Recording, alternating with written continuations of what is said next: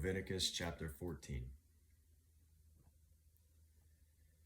Then the Lord spoke to Moses, saying, This shall be the law of the leper in the day of his cleansing.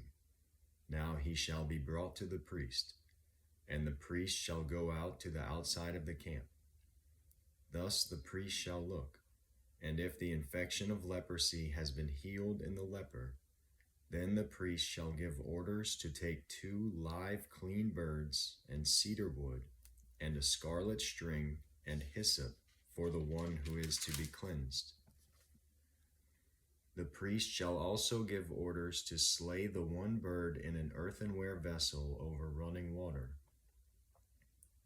As for the live bird, he shall take it together with the cedar wood and the scarlet string and the hyssop, and shall dip them and the live bird in the blood of the bird that was slain over the running water. He shall then sprinkle 7 times the one who is to be cleansed from the leprosy, and shall pronounce him clean, and shall let the live bird go free over the open field. The one to be cleansed shall then wash his clothes and shave off all his hair and bathe in water and be clean. Now afterward he may enter the camp, but he shall stay outside his tent for 7 days. It will be on the 7th day that he shall shave off all his hair. He shall shave his head and his beard and his eyebrows, even all his hair. He shall then wash his clothes and bathe his body in water and be clean. Now on the 8th day he is to take 2 male lambs without defect, and a yearling ewe lamb without defect, and 3/10 of an ephah of fine flour mixed with oil for a grain offering, and 1 log of oil. And the priest who pronounces him clean shall present the man to be cleansed and the aforesaid before the Lord at the doorway of the tent of meeting. Then the priest shall take the 1 male lamb and bring it for a guilt offering with the log of oil, and present them as a wave offering before the Lord. Next he shall slaughter the male lamb in the place where they slaughter the sin offering and the burnt offering, at the place of the sanctuary. For the guilt offering, like the sin offering, belongs to the priest. It is most holy. The priest shall then take some of the blood of the guilt offering, and the priest shall put it on the lobe of the right ear of the one to be cleansed, and on the thumb of his right hand, and on the big toe of his right foot. The priest shall also take some of the log of oil, and pour it into his left palm. The priest shall then dip his right hand finger into the oil that is in his left palm, and with his finger sprinkle some of the oil 7 times before the Lord. Of the remaining oil which is in his palm, the priest shall put some on the right earlobe of the one to be cleansed, and on the thumb of his right hand, and on the big toe of his right foot, on the blood of the guilt offering. While the rest of the oil that is in the priest's palm he shall put on the head of the one to be cleansed. So the priest shall make atonement on his behalf before the Lord. The priest shall next offer the sin offering and make atonement for the one to be cleansed from his uncleanness. Then afterward he shall slaughter the burnt offering. The priest shall offer up the burnt offering and the grain offering on the altar. Thus the priest shall make atonement for him, and he will be clean. But if he is poor and his means are insufficient, then he is to take 1 male lamb for a guilt offering as a wave offering to make atonement for him, and 1/10 of an ephah of fine flour mixed with oil for a grain offering, and a log of oil, and 2 turtle doves or 2 young pigeons which are within his means. The one shall be a sin offering, and the other a burnt offering. Then the 8th day he shall bring them for his cleansing to the priest, at the doorway of the tent of meeting, before the Lord. The priest shall take the lamb of the guilt offering and the log of oil, and the priest shall offer them for a wave offering before the Lord. Next he shall slaughter the lamb of the guilt offering, and the priest is to take some of the blood of the guilt offering and put it on the lobe of the right ear of the one to be cleansed, and on the thumb of his right hand, and on the big toe of his right foot. The priest shall also pour some of the oil into his left palm, and with his right hand finger the priest shall sprinkle some of the oil that is in his left palm 7 times before the Lord.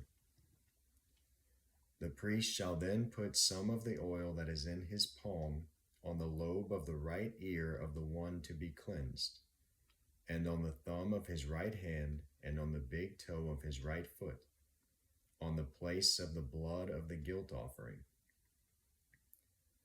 Moreover, the rest of the oil that is in the priest's palm he shall put on the head of the one to be cleansed, to make atonement on his behalf before the Lord.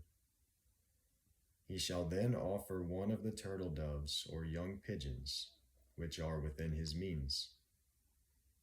He shall offer what he can afford, the one for a sin offering and the other for a burnt offering, together with the grain offering.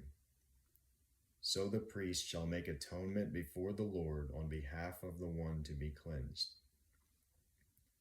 This is the law for him in whom there is an infection of leprosy, whose means are limited for his cleansing.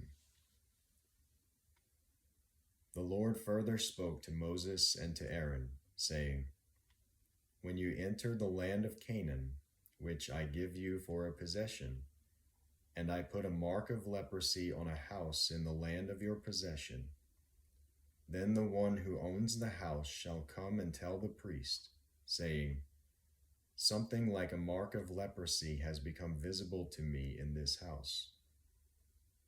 The priest shall then command that they empty the house before the priest goes in to look at the mark, so that everything in the house need not become unclean. And afterward the priest shall go in to look at the house.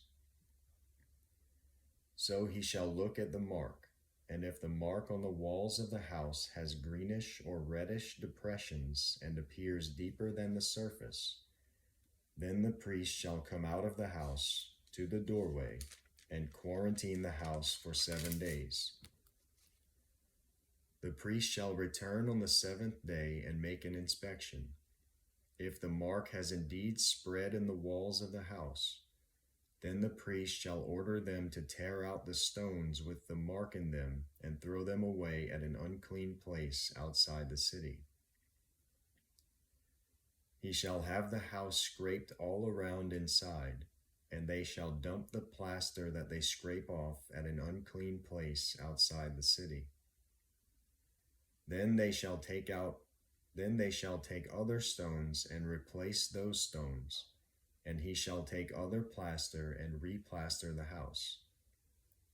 If, however, the mark breaks out again in the house after he has torn out the stones and scraped the house, and after it has been replastered, then the priest shall come in and make an inspection. If he sees that the mark has indeed spread in the house, it is a malignant mark in the house. It is unclean. He shall therefore tear down the house, its stones, and its timbers, and all the plaster of the house, and he shall take them outside the city to an unclean place. Moreover, whoever goes into the house during the time that he has quarantined it becomes unclean until evening. Likewise, whoever lies down in the house shall wash his clothes, and whoever eats in the house shall wash his clothes. If, on the other hand, the priest comes in and makes an inspection, and the mark has not indeed spread in the house after the house has been replastered, then the priest shall pronounce the house clean, because the mark has not reappeared.